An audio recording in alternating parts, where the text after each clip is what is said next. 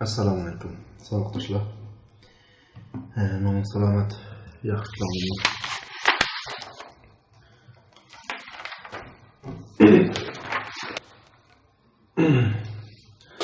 İlgili dersten çöndüren tarafınlar var mı yok mu? Eğer ilgili derslerden çöndüren tarafınlar olsa sorularsanlar buludu. Eğer sualına bulmasa dersini başlarımız sağlıklı. İnşallah bugün dersten keyin imtihanımız var. O haqda dersten keyin sizlarga ba'zi ma'lumotlarni qisqa tushuntirib bermayman inshaalloh. Bugun dersimiz bunda adadini ko'p chiqolmaydi.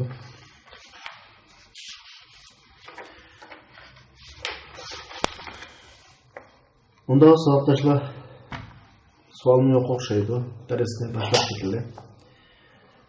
Bismillahirrahmanirrahim. المرحلة الرابعة التفسير في عهد التدوين. Tötüncü basqıç xatirlash, yezib qoldirush davridagi tafsir haqida. Oldi bilan saboqdoshlarimizdan Adil Zirek bizga bir iborat o'qib bersin. Men mikrofonini ochib etdim.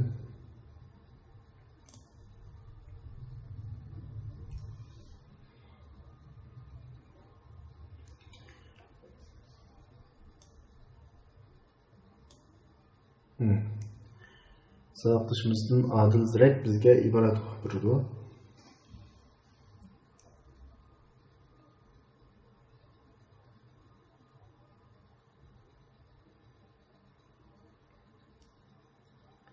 Mümkün olsa menla bir hazır tutsanglar, ben kimni desem şu tamam. Men taqasliga iborat o'qib bersa, iboratdan keyin bechiroyli Qur'ondan bitga o'qib bersa deb o'ylagan, qulaysi bo'lib qolsa hech qisi yo'q. Tamam, o zaman Ayşe İslam, siz o'qiganda bo'lsa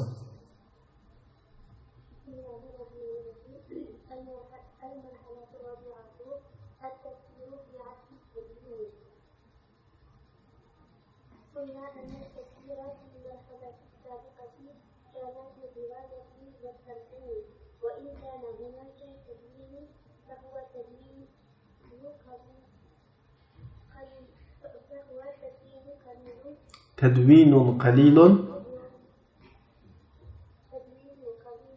تطغى عليه الرواية وتستأثر في لغة العامة لمراسلة المذكور. Ahmet, Allah razı olsun. Yeterli.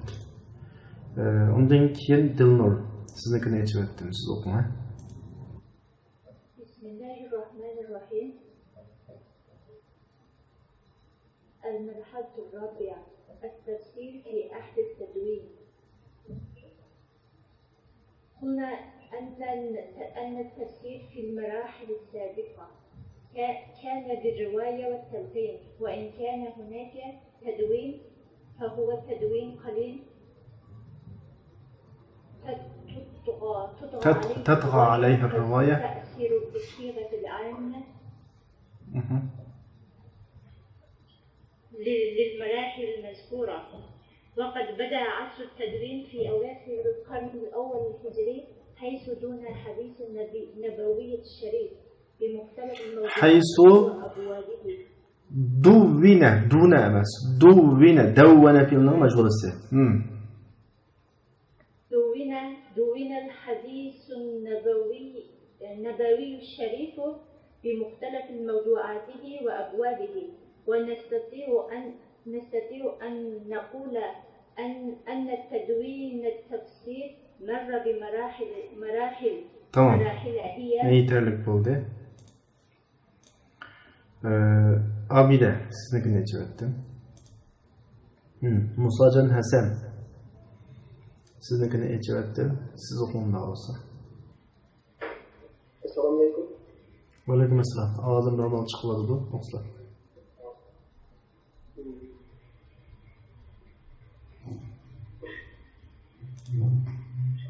من الشيطان الرجيم بسم الله الرحمن الرحيم. المرحلة الأولى دون فيها التفسير على أنه باب من أبواب الحديث كباب الطهارة وباب الصلاة وباب الزكاة وباب الحج وغيرها ولم يفرد للتفسير وغيرها وردها إلا تفسير سورة وآية من أول القرآن إلى آخره. Azıcık mesele çıktı. Ve gayriha dep bolgandan keyin ve lem yufrat lit tefsir ta'lifun khassun la yetenavalu illa tefsir sureten ve ayeten mana şekilde. La yetenavalu illa tefsir sureten ve ayeten min evvelil Kur'an ila ahirihi. Tamam, rahmet. Allah razı olsun. Yeterlik olsun. Hem de sağlıkçımızın Abdurazak. Sizin mikrofonunu içip ettim.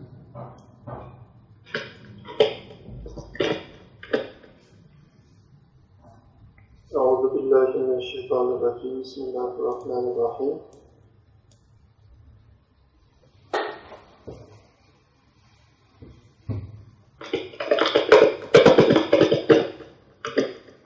Avaz bak.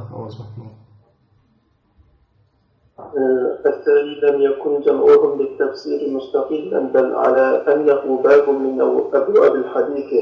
الثالث لم يقتصر على التفسير المرفوع للرسول صلى الله عليه وسلم بل اشتمل على تفسير الصحابي والتابعي.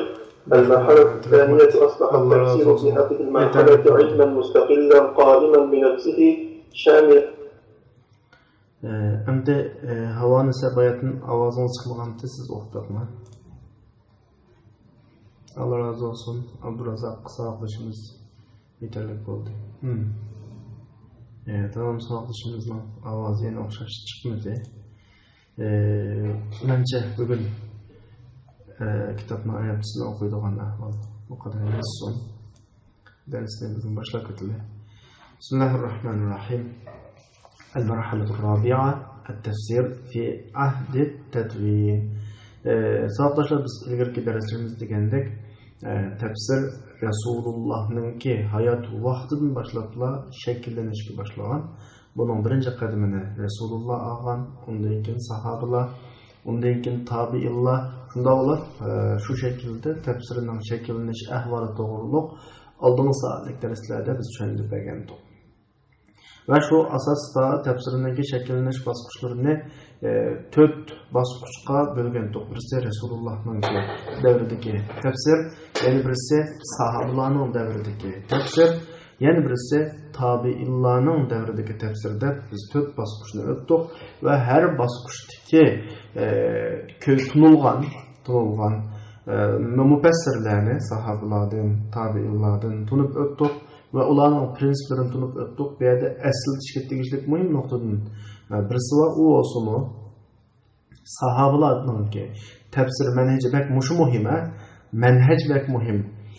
Qur'onni Qur'on bilan tafsir qilish, Qur'onni hadis bilan tafsir qilish, Qur'onni o'zining ijtihodi bilan tafsir qilish. Bu sahobalarninki tabiinligiga ikkisi ortiq qo'shilgan.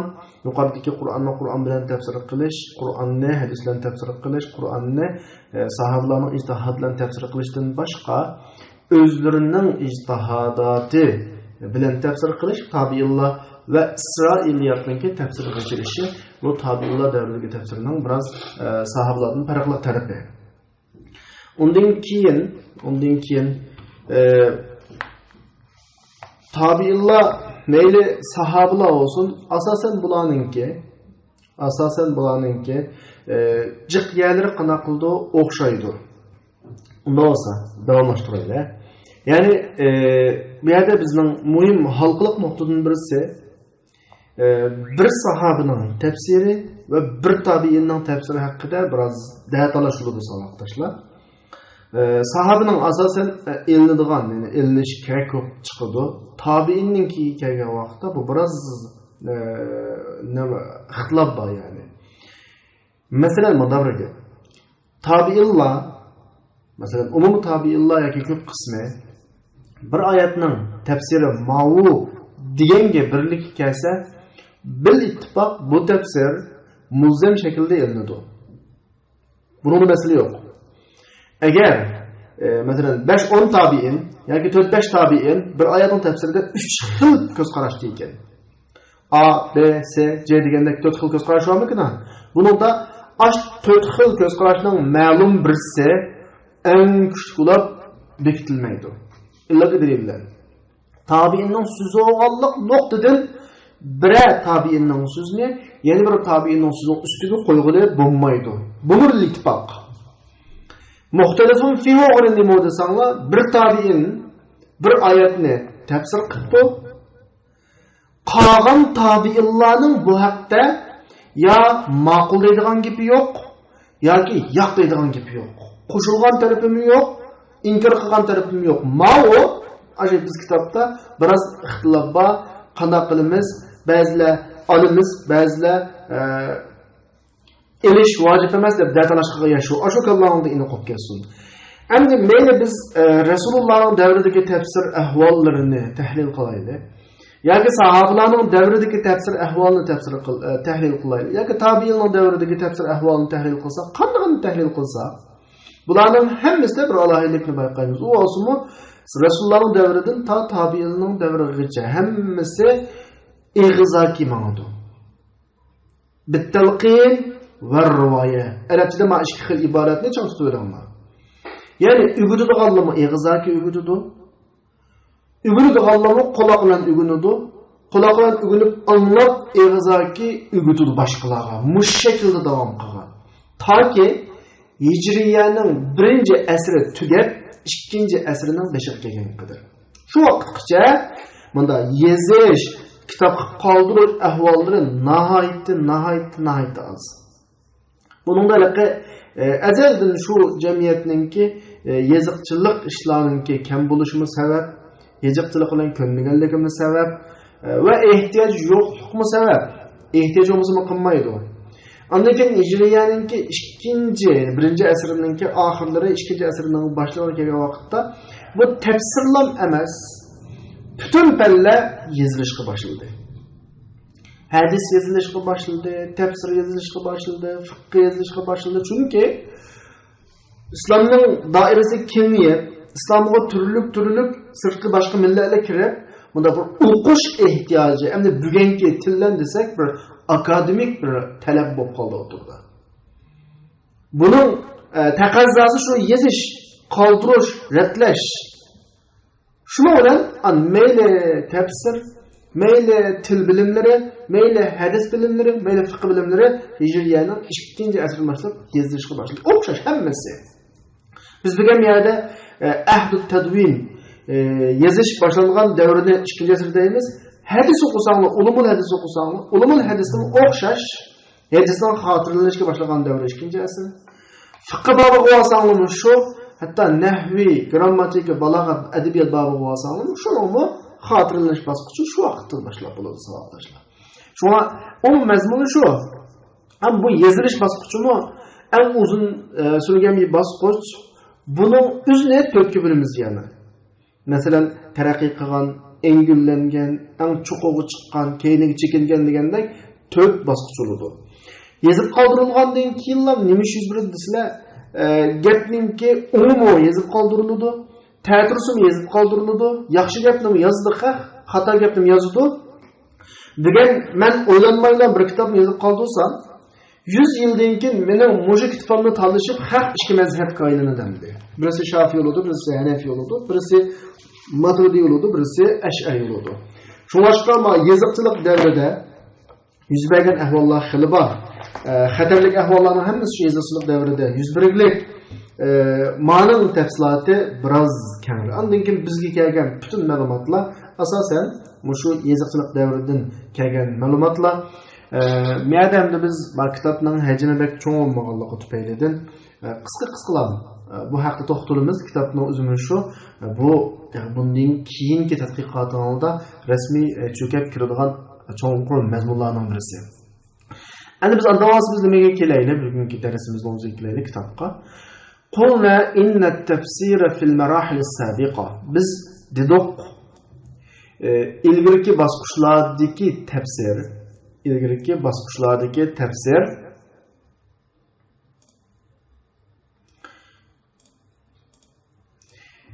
kana bir rivayeti ve telqin, yani ig'zaki yutkash ugutish orqali edi. Merdagi rivoyatni yutkash deb tarjima qildim savoqdoshlar. Telqin deganni shu ig'zaki ugutish deb tarjima qildim. Kana edi. Gerçi ve in ve bilan gap qolsin tarjima qilamiz. Gerçi ma'lum xotirlash bor bo'lsinmi? Odatda hunak ve huna bu ikki zarf jumlada keyingi kelsa xabar bo'lib av yerda i yerda degan ma'nosi bor. Oldida gap qilib mubtada nekiro keyingi gap qolsa bor deb tarjima qilamiz. Mushuni qo'ylanlar ko'pincha o'quvchilar mishada tarjimada xatolashadi. Gerçi xotirlash bo'lsa-mu, fahuva degani amma o, mafhumdagi natijadek bir ma'no ifodalaydi. Amma o az xotirlash bo'lib, az xotirlab qoldirish bo'lib, buningdan alayhi ig'zakir yutkash eshib ketadi. Tatg'a degan gap haddan oshdi, eshib ketdi degan ma'noda. Va yuqorqi so'zlangan bosqichlarning umumiy ko'rinishini egallaydi. Ig'zaki yutkash. Umuman asosan shu ig'zaki yutkilib qanday qiladi? Ugutladi bilimlarning hammasi. Birinchi asrning oxirlarida yezib xotirlash asri boshlandi. Bu chaqda duvvina majhul. Peygamber Aleyhisselam'ın hadis şerifleri onun türlük temelleri ve babları bilen yezip hatırlandı. Del bir şeyden başlandıgan.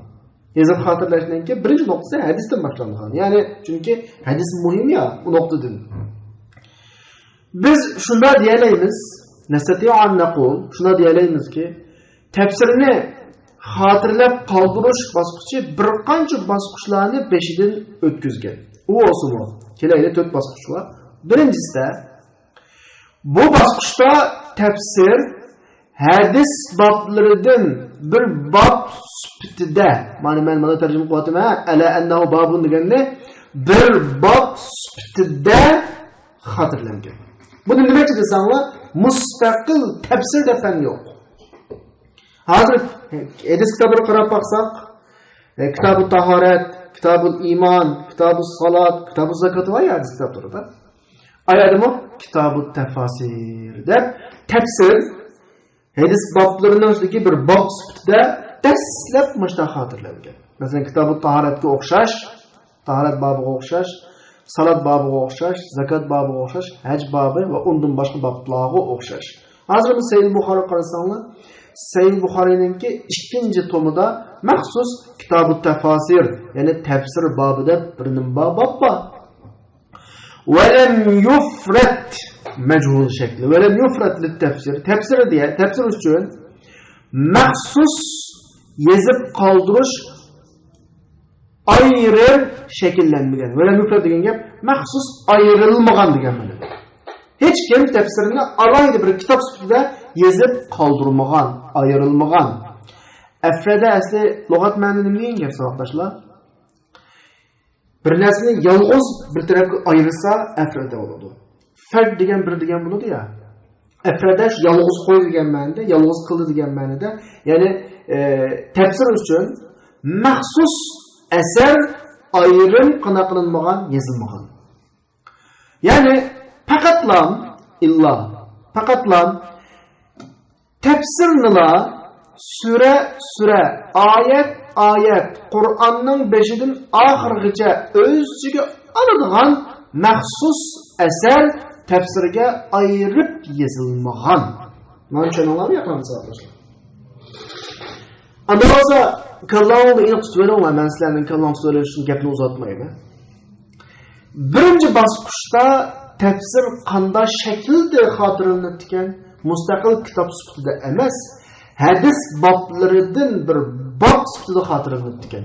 Endi mushu davrda hadis boblaridan bir bob sifatida xotirlangan tafsirni mimman dawwana tafsira kishilarning qatoridan tuvandiki ulamolar, masalan Yazid ibn Harun as-Sulami, Shu'bah ibn Hajjaj, Vaki ibn Jarrah, Abd ibn Hamid va bundan boshqalar va g'ayri haula va bundan boshqalar. Endi bu bosqich nurg'un alohidliklar bilan farqlanadigan bo'lib, shu alohida o'zguchiliklardan biri kana lahum inayatun xassa bil isnad. Bularning isnadga alohida ko'ngil bilishyapti. Mush isnad degan nima savatdoshlar? Isnad degan nima desanglar, bir oyatni hozir biz tafsir ustida bo'lgancha mush oyat misol qilay, asli hadisga bek to'g'ri keladi bu. Bir oyatning tafsirini Ahmad Samaddan anlatdı. Samad Xolid Bakrdan anlatdı. Ama bu Resulullah'dan anlatdı degan bunda şekilde keladi tafsir. Tafsir çoxum tabiillardan kimki tabiillardan yotkaydi. Tabiillar sahabalardan yotkaydi. Mushu oraliqdagi sanat bağlanışlıq alohida muhimdi. Şu bağlanışlığı yo'q yoki bağlanışlıq jarayoni sağlam bo'lmagan, ojiz bo'lgan tafsirni qabul qilmaslik ehtimoli yuqordi. Mana bir alohidilik. İkincisi, ularning tafsirini to'plashi mustaqil emas. Bu yerda dedik buni. Hadis kitoblaridan bir bob sifatida tafsirini to'plagan. Balki bu hadis boblaridan bir bob sifatida idi. Lam yakunninki beldan keyin lam yakun degan manfi musbatga aylanadi. Lam yakun emas idi dedik-ku. Beldan keyin akaniga aylangan bo'lg'achqa idi deb oyat o'zgartimiz. Bu ikinci özellik, yani alahidliki. Üçüncü alahidliki, başkalarının farklı durduğun tarafı, bu tefsir, tedvin devredeki tefsirinin birinci basit devredeki tefsir, Resulullah'a merfu olan tefsirgilla qarashliq emasdi. Belki sahabalarning ve tabiinning tefsirinin öz ichiga oladi. Bir gapni deydi. Merfu deganda qanday tushunasizlar? Sözünün nisbeti bir vasıta Resulullah'ı tutuşup, Resulullah digen, Resulullah kıgan, Resulullah ruhsat bergen digen şekildeki mezmun, merfu mezmun bulundu. Eğer sahabıya nispet verilse, bunun ismi neymi? Mevkuf. Tabiin'e nispet verilse, maktu. Bu ismi. Demek, tedvin devrede Kur'an ne? Resulullah'ın kıgan tefsirini mi hatırlayan, sahabının kıgan tefsirini mi hatırlayan, tabiinning qilgan tafsirini ham xotirlagan. Bular yuqoridagilar birinchi davriningki, qaysi birinchi davr? Tadvin davrining birinchi bosqichiningki alohidligi. Ikkinchi bosqich. Kallamni elishmasin, takror davatini sanoqlashlar. Biz avval cho'ng jihatdan tafsirini 4 bosqichga bo'ldik. Rasulullohning davridagi tafsir, sahobaning davridagi tafsir, tabiinning davridagi tafsir va yeziqchilik davridagi tafsir. Endi yeziqchilikni yezib xotirlab qoldirish davridagi tafsir 4 bosqichni 5ni kechirgan. Birinchi bosqich shu hijriyaninki 2-asrninki 5, birinchi asrning oxirisi, shundan oldi keyingi vaqtlar. O'rin alohidliklari yuqorida o'tgandek. Ikkinchi bosqich bu bosqichda tafsir o'zi mustaqil bir fan bo'ldi. Ma qoiman binafsi degan o'zi mustaqil sangi tujmaga, o'zidan turadigan demsan bo'ldi. O'zidan to'g'ri demsan bo'ldi. O'zi mustaqil bo'lgan. Qoiman binafsi o'zi mustaqil bo'lgan.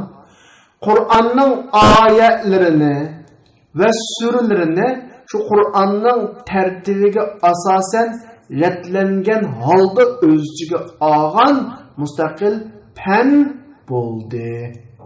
Ikkinchi bosqich, ya'ni tafsir ayrim bir fan bo'lib, Qur'onni alifdan yog'icha, sura Fatihadan nasgacha, shu tartib bo'yicha avval sura Fatiha, sura Baqara, Al Imron, Sura Nisa degandek shu tartib bo'yicha mustaqil tadqiq qilinib xotirlanadigan bo'lgan bosqich ikkinchi bosqich edi.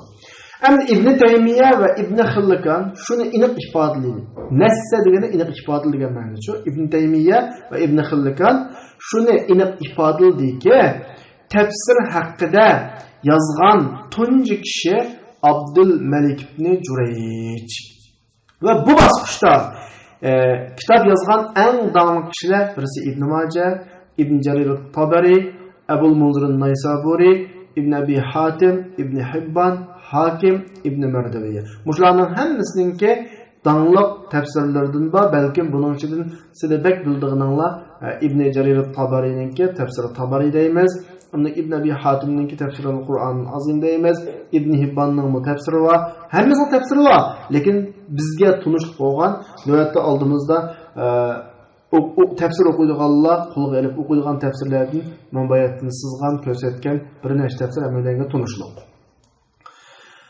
Ve gayru haula ve Mavla'nın başka nurgun kişiler var. Mavla'nın alayda közgü hürülgen farklı olganları.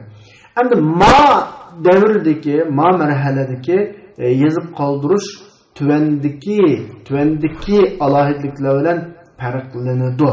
Birinci alahidlikki, alahidlikki dikkat kılınmaz. Çünkü ilgirki devrilen kingi devrinin farklanıgan tarafı. Sizler kitap görüp, yoki qadim Qutras kitaplarına müracaat kılgan vaqtlarda muşu farklara qarab turib, belkim kitapның tarihi vaqtini muayyenleştirilişiniz mümkün. Ennema duvine fiha bu basqışda xatirlangan tafsir Resulullah'tan kelgan ma'sur, sahabildan kelgan va tabiinlardan kelgan ma'sur tafsir bilan edi. Men kelgan vaqtda men sizlarga bir atalg'ini anlatib qo'yay. Gerçi aldığımda kilodi. Tafsir ishligiga bilinadi. Men buni tunji qatimliq darsda degan esimda bo'lsa. Tafsir bil ma'sur, tafsir bil ijtihad. Tafsir bil ma'sur, tafsir bil ijtihad. Tafsir bil ma'sur degani Qur'on bilan tafsir qilsa, Qur'onni sahobaning Rasulullahning so'zi bilan tafsir qilsa, Qur'onni sahobaning so'zi bilan tafsir qilsa, ta ba'zi ulamolar Qur'onni tabiinning so'zi bilan tafsir qilsa, buni tafsir bil ma'sur deydi. İkinci devrede asasen yazıldığı tefsirler tefsir bil ma'sur idi de oldu. Yani tefsir bil ijtihad degani hadis ya başka narsalarga a şekilde tayanmay öyle aş tefsir qiluvchininki o'zining kalbidagi shar'iy bilimlar, shariatning ruhi, kulliyatul asosiya li shariatul islomiyya masala, mushaqqatliq masalalarga tayinib turib qilgan tefsir bil ijtihad edi. Bir savatlaşımız Maqsimlarning oxirisidagi teni nima deydi? Vafot topgan vaqtini ko'rsatdi juma. Keyindagi yilnomi va ya hijriyada hammasi vafot topgan vaqtini ko'rsatdi. Ba'zi masalan hashiyalarda, iholalarda tirnoqning ichiga elib qanaq qo'ydi, vafot deb yozib qo'ydi. Ba'zi yerda tenlam yozib qo'ydi. Andikin yana bir gapni depray masalahni so'rab obdan qildi. Aslidagi shariatga qarasanglar İbn Taymiya C deb qo'yganlar mujallatni ko'rsatdi. 20-ci mujallat 20-ci tom degan gap. Sat nimani ko'rsatdi? Safha batni ko'rsatdi. Ondan keyin qolgan cho'naqlarga tegish gap yo'q. Ma yilni oldiga kelganda vafot topgan yilni ko'rsatsa, ma hozir men astig'sizga manda yerda ismning oldida da tekiladi. Teni qo'yib T'nin keyniga qo'shchiqni qo'yib, lan keyniga nima yozdi, ism yozdi. Manda gap qolsa, vaqtda tahqiq qiladi. Yangi yozilgan kitoblarning ko'pinchisi ma shaklda keladi. Qayta deb qo'y, ismning orqasida kelib, yilning oldida kelib ta qo'yilsa, ko'p hollarda vafot topgan tarixni ifodalaydi. Aslidagi hashiyada kelib, masalan, adamning ismi, kitob, undan keyin t chiqib qo'yib, yana adamning ismi kelsa, Muşu kitapını tahqiq qilgan odam muhaqqiq degan ifodalaydi. Tamam. İnşallah azap o'ylab o'qisanglar, masalan, yüksek lisans degandek, muşu ahvollarning hammasi tafsili o'rgatiladi, manhajul bahs deb bir fan bor. Universitetlardan o'rgatiladi bu. Maqola yozish, kitob yozishning usul shakllari o'rgatiladi. O'sha yerda masalan, hashiyani qanday yozish, ismini qanday yozish, kitobning ismini qanday yozish tafsili so'zlandi inshaalloh. Do'st, davomlashtiraylik sadoqdoshlar. Ya'ni ikkinchi bosqichniki alohidaligining birinchisi asosan yozilgan tafsirlar Rasulullohdan, sahobalardan, tabiinlardan kelgan ma'sur tafsirlar ekan sadoqdoshlar. Buni bilib olish kerak. Ikkinchi alohidaligi tafsir shu bosqichda, nechinchi bosqich? Ikkinchi bosqichda shu tafsir, shundan tafsir rivoyat qilingan tafsirning egisiga uvilishadigan isnod bilan edigini asosan har qanday bir tafsir kelsa buning egisini topildi. Bu tafsirni kimdan anglagan, falandan anglagan, pukundan anglagan. Halaqa hadisdagi ahvol shu. Sahih Buxoriy o'qiganlar borlarda haddasana fulan, sami'tu an fulan, haddasana zakarani fulan mushakilda. Üçüncüsü bularning deydi. Naqdiga alohida ko'ngil bilishi yo'q edi. Va tafsirdagi hadis rivoyatlarida bek sahihligini aniqlab ketishga bek ko'ngil bilishi yo'q edi. Nima ishqa? Chunki davr Rasulullohning davriga yaqin. Tahi resmi zaif hadislarninki ta'siri, xatri favqulodda ko'rilmagan vaqt. Shu yüzden yoki u kasb hadisning isnodini u qadar qana qilib, aniqlab, tanqidlab, jarh ta'dil qilib ayriydigan kasb aniq bakının kallasida muayyanlashib, kesplashmagan davr. Shunga boshqa qanday ahvol qanday desanglar, balki ularning ba'zisi her oyatda rivoyat qilingan sahih, saqim, masalan, sog'lom, kasal bütün rivoyatning hammasini so'zlab beradi. Ve sahihlikni bek aniqlab ketmaydi. Mesela İbn Jurayjga o'xshash bunday mufassirlar tafsir bor, lekin tafsirda kelgan rivoyatlari, asarlari sahih, zaiflikni bek aniqlab ketmagan. Buningdagi sabab nima desanglar? Buningdagi sabab ularning isnodni tilga olib qo'yganligiga qaytdi. Bularning kallasi bunda narsa bor. Men texmi muayyanlashtirib tushuntirib qo'yay buni. Masalan, bugun biz İstanbul'dakilerge qarta tavatıma endi. İstanbul'da yaşavatımız. Her halda men kim bilisle. Savaşçımız Adil kim men bilime. Qışımdaki Ahmet kim bilime. Qışımdaki Samet kim bilime. Etraftaki ulemanı düşünme bilime. Mesela. Palan ulema kim bilime. Yusuf Qaradawi bilime mesela. Hemmesi tunuşluq. Kim rastçıl rivayette. Kim yalgan rivayetini rivayet kılıdı. Kim aciz rivayetini rivayet kılıdı. Kimning bilimi qanchalik asosan hamma to'g'ri bo'lgan kundima. Shu davrda mashta. Asal hadis rivoyat qilganlarga bakib emas. Ya 20dan ya 30dan ya 40dan. Ana jiqadam rivoyat qilmaydi emas savoqdoshlar. Sahobalarni diqqat qilsangiz, anda jiqadam hadis rivoyat qilmaydi. Ammo bir 20, 30, 40, 50 adam deganni bilgili bo'ldi billi yashagan odamlar hammasini. Ammo mufassirlar tafsirda kelgan asar hadislarninki isnodini so'zlaydi. Bu asarni Pukunidan rivoyat qildi. U Pukunining kimligini hammasi biladi. Palonining kimligini hammasi biladi.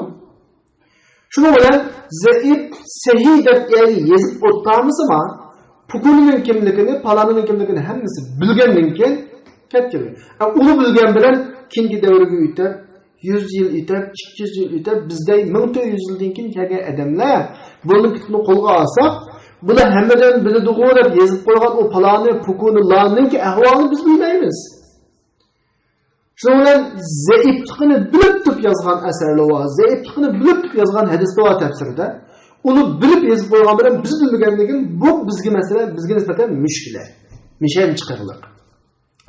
Men gap shu.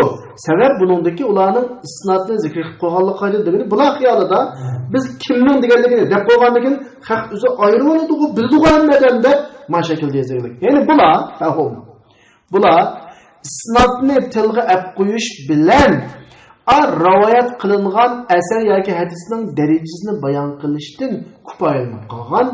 Ya'ni mundaq degan odamning gipiga asosan ala hadd qawlul qalin gap munda gap umumlashadi shu vaqtda. Qanday gap desanglar, man asnada faqat abra azmatahu. Isnodni joyida keltirsa bir odam gardindagi vazifasi ado bo'lgan bo'ldi. Shu vaqtda mushu qarash kuchli avjag'lagandi. Nimishqa?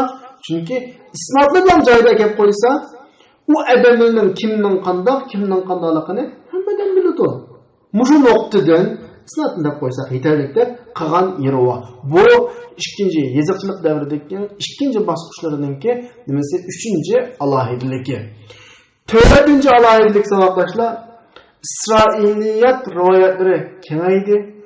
Şu İsrailiyatın nurg'unlari tafsirning qatorida billa xotirlanib tafsirga kirib ketdi. Buni ma'u eng cho'ng mushkila, eng cho'ng musibat, sizlar bizning ustimizga tushgan eng cho'ng vazifalar mushu. Bugungi kunda bizlarga yo'g'on kitobga muqovalarini go'zal ishlab, voy turasi deb ustiga faloni shayx, pukuni shayx, voy faloni pukuni deb abturlarini yezib besilgan bo'lg'achqa qo'limizga hammasi bir kitobdeklam elinadi. İçideki narsinin qandaqligi bilan chatiqimiz yo'q, o'qiyveramiz, foydalanaveramiz, ammo ko'ngillardek nurg'un İsrailiyatlar şunun ichiga qanaqalantirilgan, xotirlatilgan. Bizning vazifamiz bugungi millatga shuning ichidagi saf Qur'on hadisining ro'yiga uyg'un bo'lganlarini sunish, shakallarni qanaqalatish, chiqarib bir gapni deb qo'yay savoqdoshlar. Biz o'zimizning ilgirikilarga ajoyib hurmat qilamiz, ehtirom qilamiz, ammo uninki g'ayri ma'sum bo'lgan insonligini asla unutmaymiz. Makallanligini qo'ysin. Va bularninki mayli yozg'ini, so'zligini, fatvo bergani olsin, hammasininki avvalga nisbatan boshqa, ammo o'qigan, o'zini men ahli ilmi bo'lsam bo'ldi, men talibul ilmidim degan odamga nisbatan tanqiddan xoli emasligini cho'qim kallangiz tushunib kerak. Ko'z oldingizga kelgan arabcha yozilgan har qanday narsadan cho'qim Qur'on bilan hadisdan boshqa har qanday diniy kitobdan bir shubhi shaklda, shubhi deganimda uni gumonlanmoqchi emas, ammo sizlarga o'quvchi bo'lgandan keyin tanqid shaklda, texmo to'g'riroq iborat ishlatsam, tahqiq shaklda muomala qilishingni bak o'tinaman. Bu bak muhim. Ve bir ameliy natija chiqarishninki asosi shu. Har narsaga tahqiq shaklida qarash. Zaten mush gap to'g'rimi xatomi? Mush gap zaten. To'g'rimi xatomi degan mush fikr har doim kallandan qanaqilmasin, ketmasin. 3-chi bosqich, ya'ni tafsir bosqichining 4-chi bosqichining 3-chi marhalasi. Bu marhala, 3-chi marhala tafsir tarixidagi xatarli bir aylanma, egrilma bosqichi bo'lgan. Buni atif degan gap, bunda egrilma yo'l degan gap, bunda qayrilma yo'l degan gap. Ya'ni bu vaqtida bada'at hayna ittajaha, bu bosqich qanday bo'lib boshlandi desa, bir qism mufassirlar isnodlarni qisqartirib o'tishga yuzlandi va salaflardan rivoyat qilingan asarlarni uni digüçilerge nisbet vermezden nakil kıldı. Delmişşede mesele yüz verdi. Ama çünkü birinizde size bizleme hadis okup aşağıda sana, hadda sana degen gaplardan zekip kalımızca. Onun sonra bu 5 yıl, 10 yıl yüz vergen işlemez. Ama birinci bazı 100 yılının gepemde bu. 100 yıl, 50 yılının gepe o. Adlı gepemez. Bir 100 yıl, bir 200 yıl hem mi sağlam? Karısı onu sağlam, bunu sağlam, din peteketi vergen, aşılımda qarab taqib, bu acab bir gapli ekan bu adda sana. Bu ilip olgandan keyin uchrataga deb kitobdan uchratmasimi, kitob yozgan vaqtida o isnodlarni qo'yib qo'ydi. Ajab olib ketdi bu gapda. Salaflardan kelgan gaplarni palani pukuni bu gapni degan demasdan davradigan gap. Shu bilan bozorga mushxildagi kitoblar chiqavergandan keyin fursat parastligiga nisbatan fursat bu yerda tug'iladi. Ya'ni isnod yo'q, digisuar gaplarni deyish fursatni tutganligiga nisbatan to'qilib, natija nima bo'ladi desanglar, sahih bilan doif bu yerda aralashdi deydi. Shundan keyin zodi qozi gapning egisi bor, qozi gapning egisi yo'q, qulamaydigan ahvol shu. Va kanat tilkal hafwa. Va shu yuchoq, hafwa degan gap, yuchoq degan gap, shu yuchoq düşmanlarninki dinga ütüp, düşmanlarning dinga ütüp, şu dinda din razı olmaydigan narsalarni to'qishi uchun dinning prinsiplaridan emas narsalarni to'qishi uchun eng kengri yuchuq va kengri nima bo'lib berdi? Hafvat, ya'ni tush bo'lib berdi. Hafvat deganmi yuchuq, fajvat deganmi yuchuq hisobda bunda bir yeri bo'lib berdi yani. Chunki islomni tashlagandan keyin din dushmanlari shu vaqtda o'tdi hujumga. Islom bu vaqtda qana qildi, gapning igisi bo'ldi. Va to'qib deb qo'ysa, shaqqaday berib davrdek uzun ketmagan bo'lgandan keyin palani bukundan anglab desa, yo'q, anglamagan. Ya men anglamagan gapini. İslam'ın tarafından ki lan düşmanlar halıganca rahat şekilde dindan emas narsalarni din namini to'qiydigan ahvol shu vaqt shakllangan. Agar lavla Allah bu dinga hadal amr degan shu mush ishqa demakchi. Mush ishqa islom ulamolaridan azg'ullarning azg'ulligini echpiradigan va g'arazliklarning suiqasdini echpiradigan kishilarni hozirlamagan bo'lsa ve sağlamları bilen keselinin oturusunu ayrıydıganlarını hazırlamagan bolsa ve Allah bu ümmet üçün bu dinini saklap vermegen bolsa din düşmanlarının açta çok hücum kılış üçün, tokumuşluk kılış üçün ne bop gitti? Yüçok han bop gitti.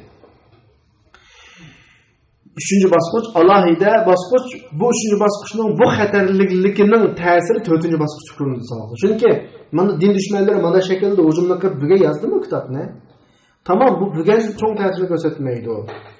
Büge degan ona 24 saatlik büge emas. Yani bu devrede mesela bügelik devrede biz yaşayotgan devrede din düşmanları çaylık din namida bir qançılığan kitapını yazıverse bu kitaplar növbetdeki musulmonlarga ta'sir qilmaydi. Anda kepemes ta'siri kimga ta'sir qildi bilamizlar? Kim kelgan avlodlarga ta'sir qildi. Chunki avlodlar kim kelgan avlodlar buni kim yozganligini o'qimagandan keyin diniy kitoblarni o'qiyveradi, am masala shu yerdan chiqadi. Hozirgi 3-bosqichdagi ma ahvolning masalasi 4-bosqichda ko'rinadi. Hozirgi ahvolda emas. Ya'ni shundaqla bu bosqichda tafsirda ra'ylar degan ijtihod deb tushunamiz. Ra'y deb tushunamiz. Ijtihod. Yani bunun iki xil bu asal tushundirimiz. Ra'y bilan so'zlash ko'paydi. Adalaqi davomli tafsirning hammani tafsir bilma usulidan qilmay, balki mufassir o'zi tushungan diniy ma'lumotga asosan tafsir qilgan ahvol ko'paydi. Shu ra'yning ichidan Mahmud Ravo, men ma'ni ijtihod deb qaraymiz juma. Ve onun içinden mezmumları var. Mezmumlarını biz ijtihad deb qaramaymiz. Yani bu qabul qilmaymiz. Ve buna Kur'an hakkında ilimsiz gap qilishga jur'at qildi. Yani oldi nima deymiz endi qo'saq sharasi deb qo'yamiz. O'zi chaqlab tafsir qiladigan ahvollar shakllandi. Ve ularning ba'zisi bir oyatning tafsiri haqida nurg'un so'zlarni rivoyat qilishni ko'paytirishga intildi. Ajib gappas haq mo'l ekan desunda. Ana ahvol bordi. Qanchacha qila olsa, haqni shuncha qiziqtirib olgan har davrda berishning modasi bo'ldi ya. Shu davrda ana bir moda bor. Bir kichik bir masala haqida jiq gap qila olsa, hammadan maşallah deydigan bir ahvoli bor. Mushu ba'zilarni shunga intildigan gap. Shuni bilan fasar degan gap bo'lib qoldi degan gap. Shuning bilan taynadigan ya'tamidu alayhi bir narsa kallasiga kechmasdi. Keltiradigan gap shuningga fursat bo'lgan kishi qayta. Mesela uzunken biraz qisqarta ya. Shuning bilan gap qilish shuningga fursat tepilgan har qanday kishi shu gapni kallasiga taynadigan bir narsa kechmasdan keltiraveradigan bo'lib qoldi. Masalani eng oxirida bo'lib qoldi. Aytadilar, shu gap deyilib qollik adam delili bormi, yo'qmi, chatig'i yo'q gapni qilavergan bo'lib qoldi. Natijadan bo'ladi sanlar fayati man ba'dahu. Undan keyingi adam keladi, masalan, bir avlod o'tdi ya. 20-30 yilda bir avlod o'tadi. Undan keyingi adam keladi. Qanday o'ylaydi shuni bilan? Fayazunnu. Shunda o'ylaydi-ki, u adam keltirgan gapning dalili borkan deb o'ylab qoladi. Uning sahihligiga diqqatni qaramasdan, isnodini izlabmi boqmasdan. Ahvol mashta 101 savoqdoshlar. Bu bir mushkila. 3-bosqich bu. Ya'ni 4-bosqichning 3-bosqichi. Ondan keyin İsrailiyat rivoyatlari nihoyat ko'p taraqqiy qildi. İsrailiyat xabarlarini izqo'g'lab tashvish kengaydi. Hatto uni bilishda foydasi yo'q narsalarga cho'kish ko'paydi va buni bilan din ishlari haqidagi buyuk va haqiqiy jod asmo degan buyuk, jod degan gap jayitdan chiqqan yaxshi yoki muhim degan gap, muhim bahslardan mashg'ul bo'lib qoldi. Ya'ni ummatning kallasi pochiqat, quruq hikoya cho'chaklar bilan bulab qoldi demakchi. Mavo shunday bosqichdagi muhim o'zgarishlarning birisi hisoblanadi. 4-marhalada bu 4-marhala demakchi. Kesin hatmiy degan kesin degan gap, kesin oldingi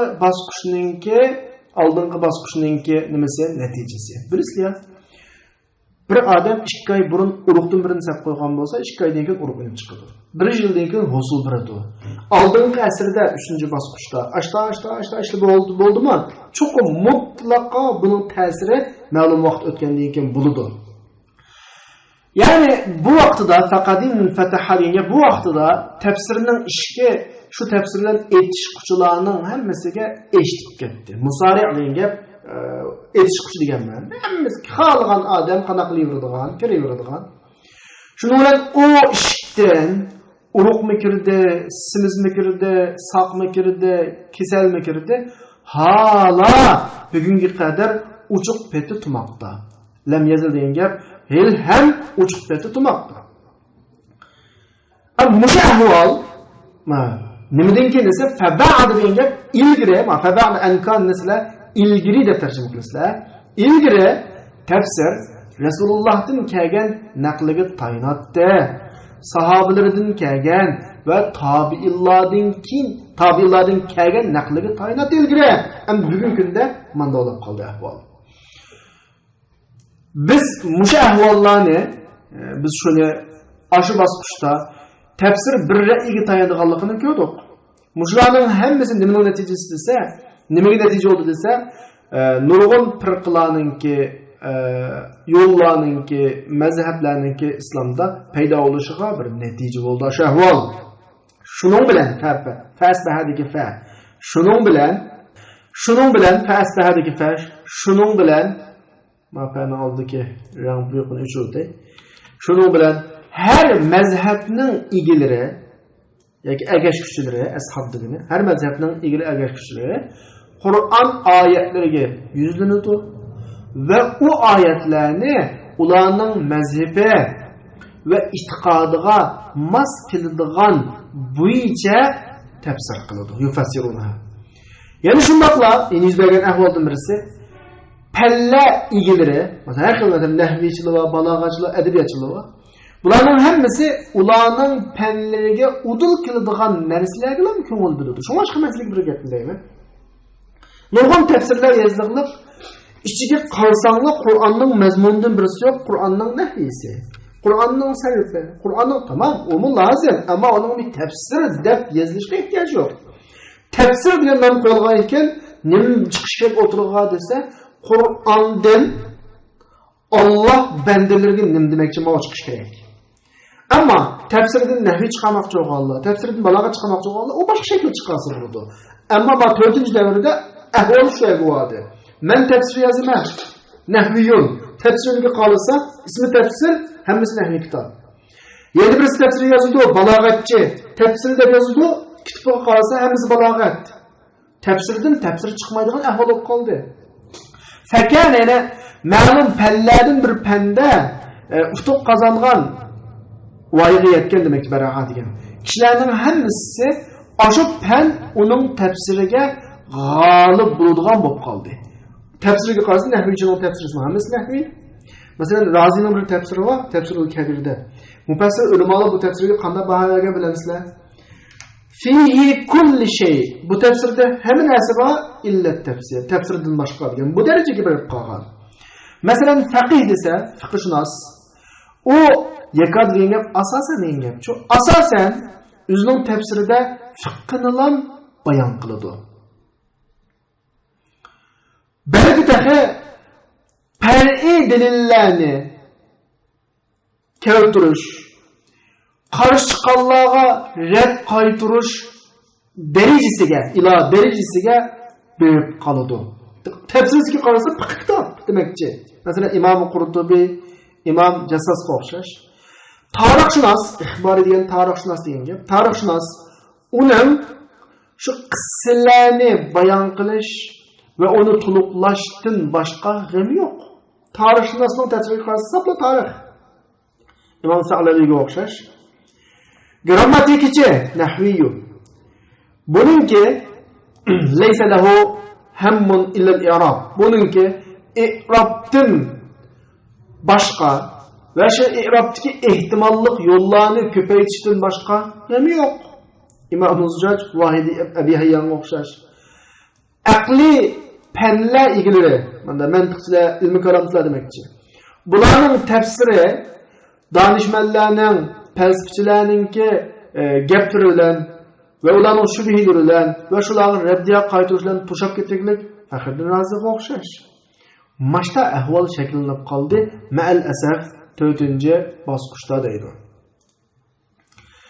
Hakada, yani mushunga o'xshash, nara kulla sahibi fen ev mezheb, biz her qanday bir fen yoki mezhebning egisininki Qur'onni o'zining peniga yoki o'zining mazhabiga muvofiq keladigan yoki o'zining mazhabiga dalil bo'ladigan mazmun bilan tafsir qilayotganligini ko'ramiz bu bosqichda demakchi. Gerçi uning tafsir qilayotgan u tafsiri Qur'on uning jihatidan tushgan maqsaddan to'liq yiroq bo'lsa-mu, ashta ahvol shakllanib qoldi ma'al asaf. Demak, endi qisqacha bir xulosalay, biz avval tafsirning bosqichini cho'ng jihatdan 4 bosqichga bo'lgan savoqlashlar. Rasulullohning davridagi tafsir, sahobaning davridagi tafsir, tabi'in davridagi tafsir, tadvin davridagi tafsir. Tadvin davrini ham 4 bosqichga bo'ldik. Buni bugungi darsda o'qib o'tdik. Tilkom ash yuqoridagilar tadvin tafsirini xotirlab yozib qoldirish biz o'tgan bosqichlarning muhimlari. Ammo shuni bilishimiz kerakki, bu bosqichlarning oqibini keltirilganligi qandaqdir har bosqich ilgirki bosqichdan yoki keyingi bosqichdan tamoman uzib deganni maqsad qilmaydi. Sizlar xato tushunib qolmanglar savoqdoshlar. Birinchi bosqich, ikkinchi bosqich desa, uzun qismliq filmga o'xshash, birinchi qism tugatlam shaqqir, ikkinchi qism udash yo'q. Bu bir tarixiy jarayon bo'lgandan keyin kirishib ketganlik. Bunda cho'ng nuqtadan argan gap. Mana amaliyat hammasi bunda BCB'dan ayrilmay kelgan uzun bir tarixiy jarayon. Balki har bosqich ilgirki meda as-sabiqada birdan iborat qanaqa qilib tushib qolgan.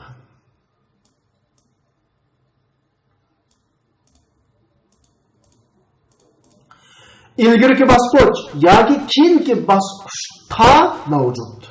Ve o bosqichning ilgirki bosqichda ma'lum urug'chisi, yildizi tepiladi.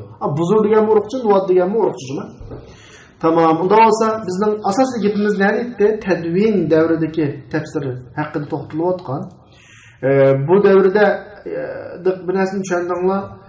Tafsir bilmay usul paydo bo'ldi, tafsir bir ra'y ikkiga ayrilibdi masalan. Yazılgan kitapның haddi hesabı yo'q.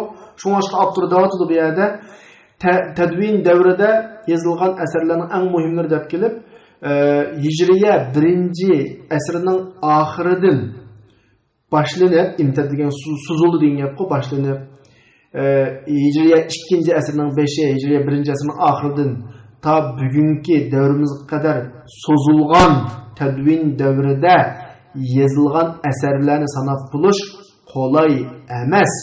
Nima uyoq tutsin? Uni inchki tekshirish uyoq tutsin. Fadlan anzalik degan gap uyoq tutsin degan gap. Uni inchki tekshirish uyoq tutsin. O sanab bo'lish mutasavvir. İza kana al-amru kazalik, ish ashta bo'lgan ekan, biz qisqacha qilib, ijmolan degani ixcham qilib yozilgan asarlarning eng muhimlarini qana qilamiz, so'zlaymiz. Unda bo'lsa bir qur ko'p ütli bir tavsiya emas. Masalan, tafsir bil ma'surlardagi eng muhim asarlar birisi Jamiul Bayon fi tafsiril Qur'on, ya'ni tafsir Tabari deb hammalar bilamiz. Ismavi Bahrul Ulum, bu biz jiq ko'maklik buni. Al-Kashf vel Bayan an tafsiril Qur'on, buni bizning Uyg'ur jamiyatimizda bak yo'q. Ma'alimut Tanzil tafsir Bag'aviy deb keyingi vaqtlarda xil paydo bo'ldi. Al-Muharrarul Vajiz ma tafsirma bizda bak yo'q, lekin bugun maktabida Shamilni bilasizlarmi? Internet dunyosida bu tafsirlarimiz bor, lekin Uyg'ur jamiyatida bo'lyapti. Suyutininki Ad-Durul Mansur, Ibn Kasirning Tafsirul Qur'onul Azim, tafsir Ibn Kasir degan shu. Ondan keyin Javohirul Haysan, Fathul Qadir, Adwaul Bayon. Sizlarga tavsiya qilgan tafsirimning birisi shu Adwaul Bayon. Yozilgan bir asr olmadi, yaqinda yozilgan tafsir, ammo Qur'onni Qur'on bilan tafsir qilishdagi birinchi numurliq tafsir. Ondan keyin tafsir bir ra'yini bil ijtihod desanglar bakroq to'g'ri, shuni yozib qo'yay. Ra'y desa boshqacha tuyulib qoladi shu. Tafsir bil ijtihod. Bularning birisi Kashshaf, bu azaldan bor. Amalan bilimiz Bayzaviyda bir tafsirimiz bor-ku. Hisobda Bayzaviy Kashshafdan keyingi tafsirlardan bir nima elib o'rnak kelib yozilgan kitobda tushunsak bo'ladi. Ya'ni Kashshaf buning eng oldi. Mafatihul G'ayb Razininki, Madarik Tanzil tafsir Nasafiy deb qo'ydi. Ismi Madarik Tanzil o'zining, lekin o'tirimizda bizga tunishib qo'ygani tafsir Nasafiy. Andan Lubabut Ta'wil bu shu tafsir Xazin deb tunuqliq, hatto ustiga kitobchilar tafsir Xazin deb besib taqtidi. Abi Hayyanning Bahbul Muhit, Anvarut Tanzil qaralama, Anvarut Tanzil Asrarut Ta'wil degani shu bizning yurtda ma'ruf bo'lgan tafsir Bayzaviy shu. Jalalaynni bilasizlar. Ruhul Maani, Tafsirul Manar, Tafsirul Manar taxmi shu 19-asrning boshida yozilgan. Fizlalul Qur'on. Andan tafsir Sha'rani qatib qo'ysanglar bo'ladi bu yerga. Mushla tafsir bir ra'yidagi muhim kitoblarning birisi. Shuni bilan saboqlashlar, bugungi darsimiz vaqt munosabati bilan mishada oxirlashdi. Tushunmagan taraflar bo'lsa, so'rasanglar bo'ladi.